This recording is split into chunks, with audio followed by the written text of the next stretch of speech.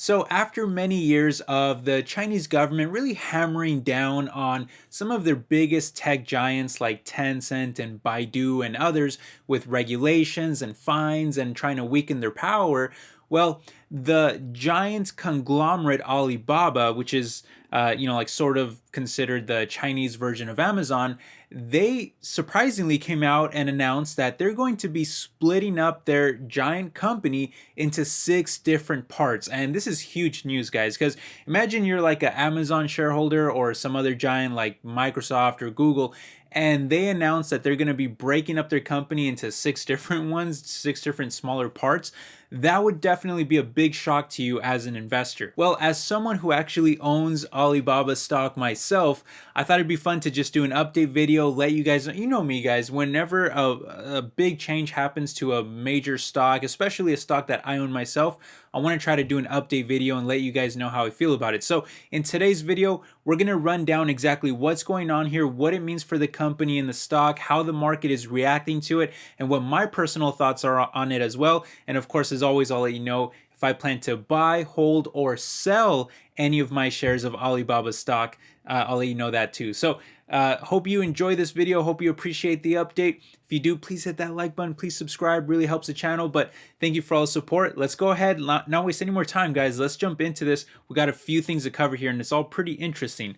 All right. So coming from CNBC here, Alibaba has decided to split the company into 6 new units, making it the largest reorganization in its history, with each new group having the ability to raise outside funds and IPO as individual stocks in the open market in an effort to unlock shareholder value and foster market competitiveness, according to Alibaba.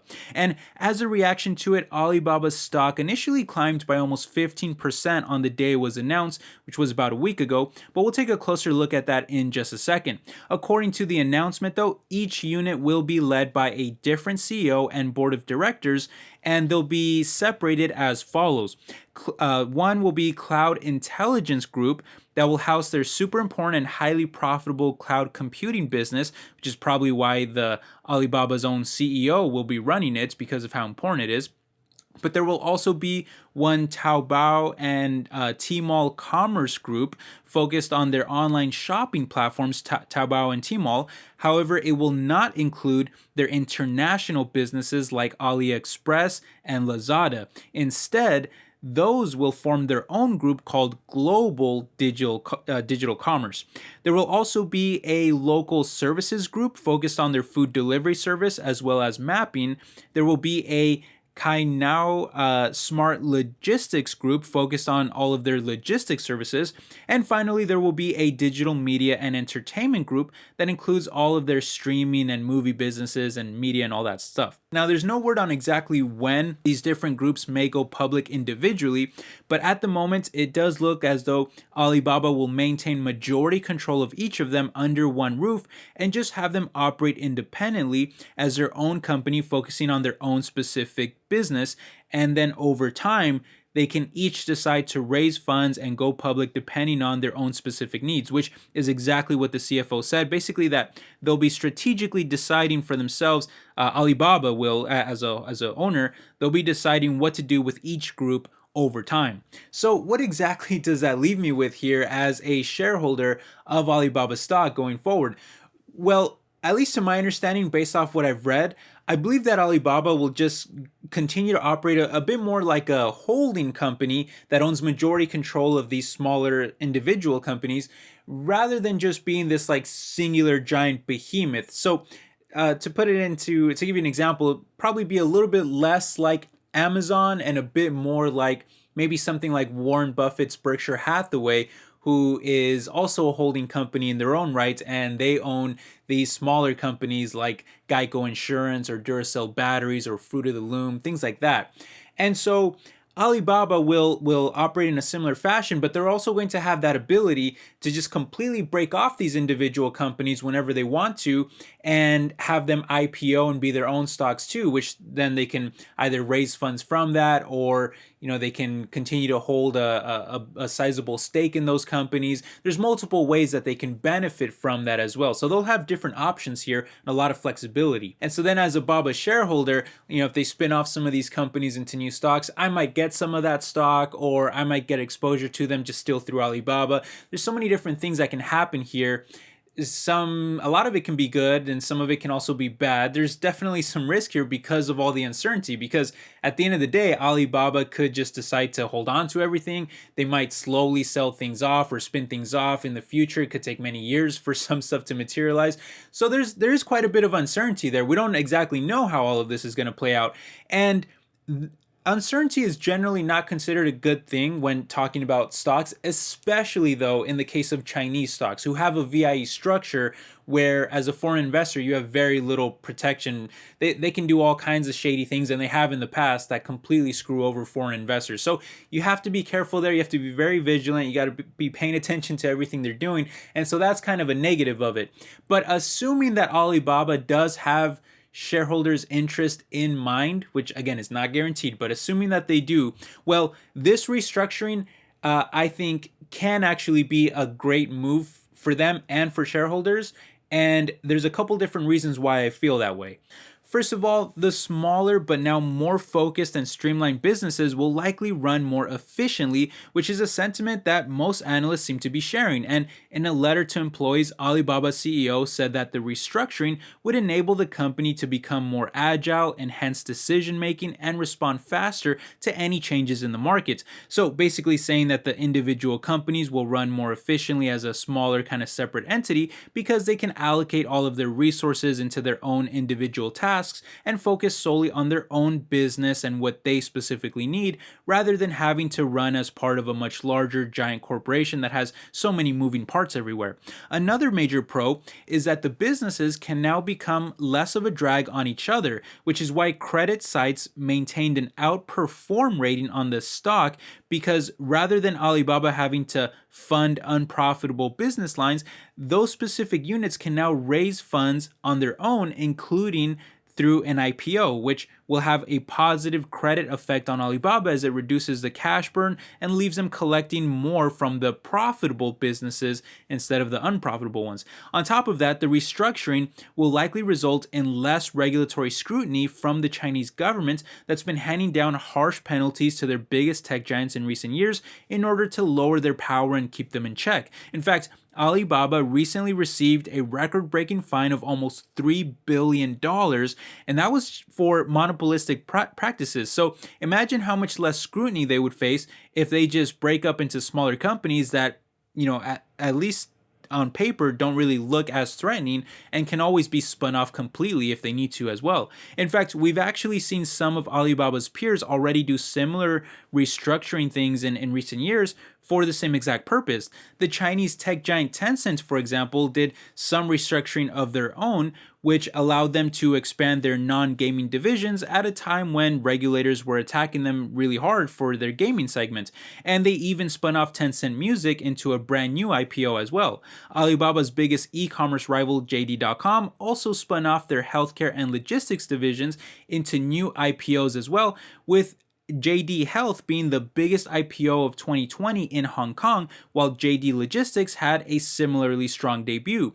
Meanwhile, though, when looking at Alibaba stock, the restructuring move lifted it up over 16% this year. However, it is still down by nearly 70% from the top, and that gigantic crash has actually left Alibaba with what is, in my opinion, a pretty cheap valuation if you consider what you get in return. Don't forget, Alibaba has by far the most e-commerce and cloud computing market share in all of Asia at around half the entire Chinese market, which happens to also be the largest market in the world.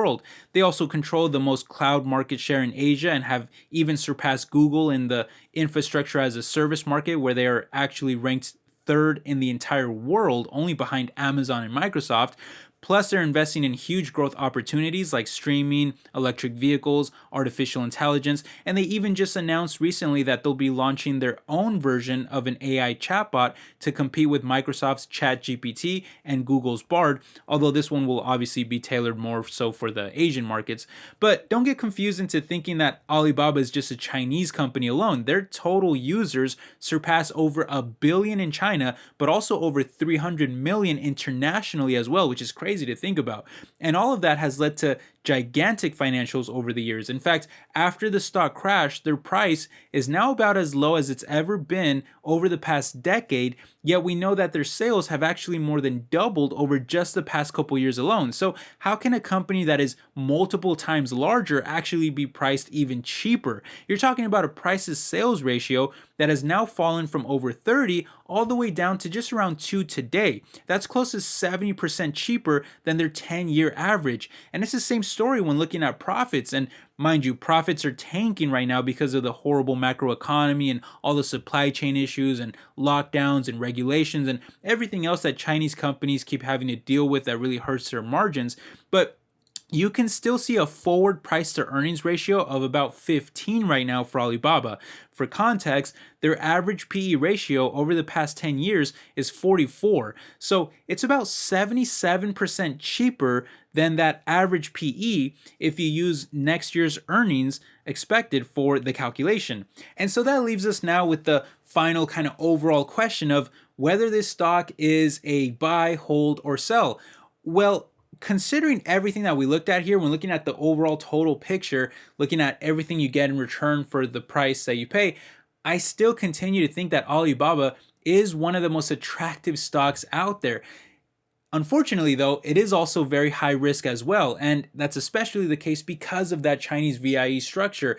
You just really don't want to see such a major restructuring of a company that has so much uncertainty from that be tied to a Chinese VIE company, because of how risky that can be. Now, if this was an American-based company, well, then I would expect there to be a lot more regulatory oversight, more transparent oversight. I would expect there to be a lot more transparency from the company themselves. I would expect them to have shareholders' best interests in mind much more as well. But with a Chinese VIE company, that's definitely not guaranteed. And this isn't like a knock on China or Chinese companies or Chinese people or anything like that.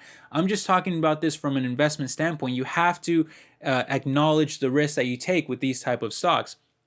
But still, when looking at the whole restructuring of the company, I still think that it mostly benefits them as long as Alibaba is having shareholders' interest in mind, because you're just going to have so much more added flexibility, so many more options, so many new ways to deal with regulatory scrutiny and different things coming from the Chinese government. And it'll help them run more efficiently for their different parts.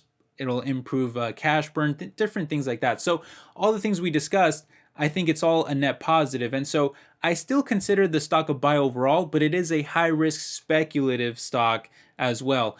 So you kind of have to balance the risk with the value there. Now, personally, I only allocate less than 3% of my portfolio to Alibaba stock, and I think that's more than enough there. I try to mitigate my risk as much as possible by keeping my position small.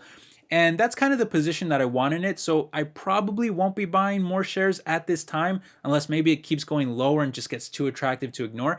But if I didn't already own Alibaba stock, I probably would buy some here just because I want some exposure to that. And again, I think it is a pretty attractive stock overall when you balance everything out. But those are just my thoughts, guys. I would love to hear your thoughts down below. By the way, I do also want to say with the VIE structure of Alibaba, yes, that does pose a lot of risk to foreign investors.